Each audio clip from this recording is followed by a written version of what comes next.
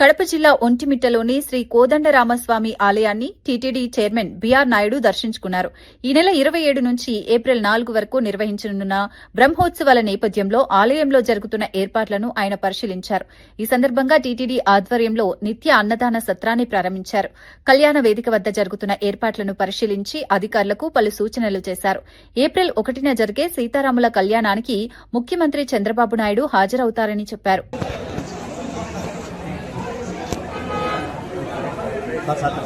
కొంచెం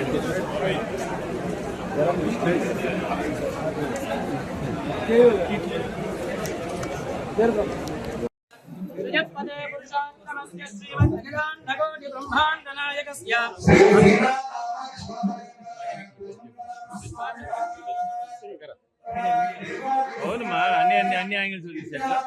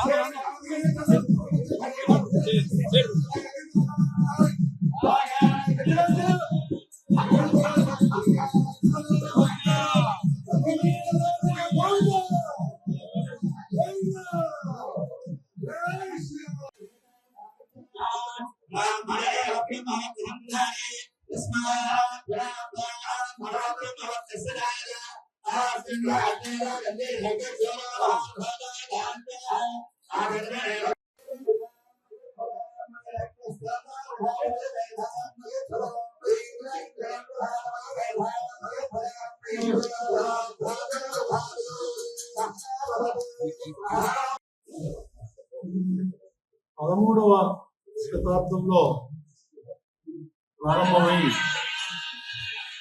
17వ శతాబ్దంలో పూర్తయినట్టు మనకు పురాణాలు చెప్తుంది. ఇది అత్యంత ప్రాచీనమైనటువంటి ఆలయం. ఈ ఆలయంలో ప్రత్యేకత ఏంటంటే రాముల వారు, లక్ష్మణుడు, సీతమ్మ ముగ్గురు కలిసి ఏకశిల విగ్రహంలో ఉంటాం. ఇది నాకు తెలిసి ఎక్కడ లేదనేది నాకున్నటువంటి సమాచారం. 1356లో ఈ ఆలయాన్ని బుక్కరాయలు అనేటువంటి రాజు దీన్ని నిర్మాణం ప్రారంభించడం జరిగింది. ఆ తర్వాత విజయనగరం రాజులు, తర్వాత చాలా మంది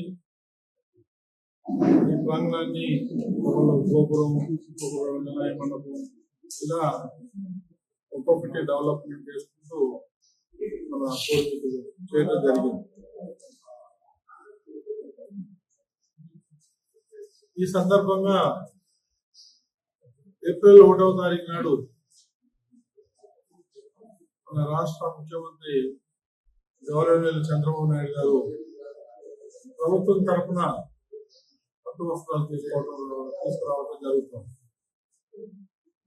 మీరు చూసినట్లయితే గత సంవత్సరం ఇక్కడ సీతారాముల కళ్యాణం జరిపించినప్పుడు 80,000 మంది వచ్చారు.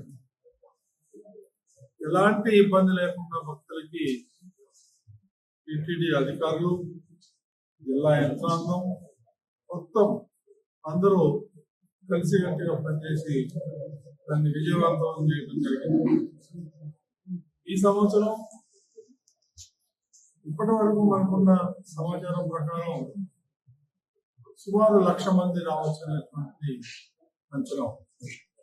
దానికి అనుగుణంగానే మన అధికారులందరూ కూడా రాత్రి బాగా కష్టపడి పనిచేసి వాళ్ళకి కావాల్సినటువంటి ఏర్పాట్లన్నీ కూడా చేయడం జరుగుతుంది. ఈ సందర్భంగా వచ్చిన ప్రతి భక్తులకి